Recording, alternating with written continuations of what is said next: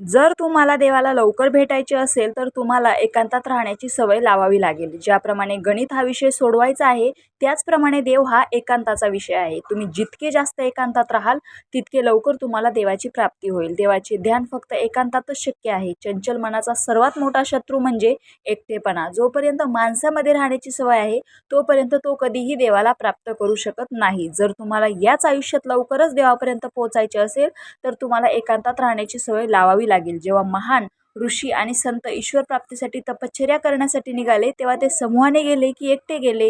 एकांतात तपश्चर्या करून त्याला शोधले आहे. देव प्रत्येक क्षणी प्रत्येक सजीवात उपस्थित असतो. त्याला फक्त एकांतातच ओळखता येते, गर्दीत नाही. शक्य तितके लोकांपासून दूर राहण्याचा प्रयत्न करावा लागेल.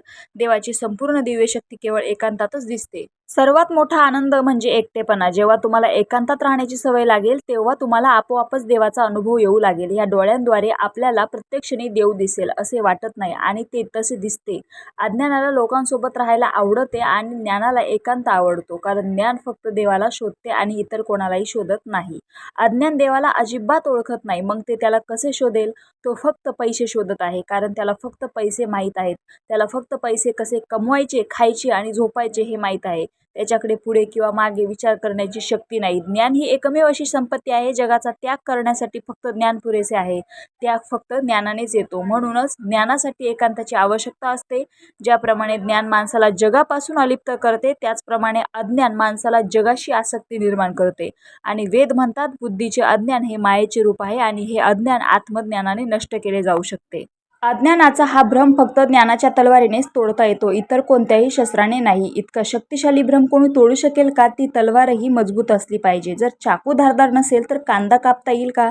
त्यासाठी चाकू मजबूत असला पाहिजे. वस्तू जितकी कठीण असेल तितकेच त्याला अधिक शक्तिशाली शस्त्राची आवश्यकता असेल.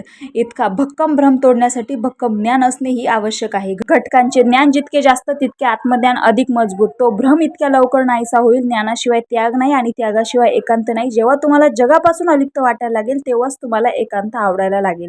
ज्याने हा आनंद अनुभवला आहे त्यालाच कळेल की त्यात किती आनंद आहे. रामकृष्ण हरी.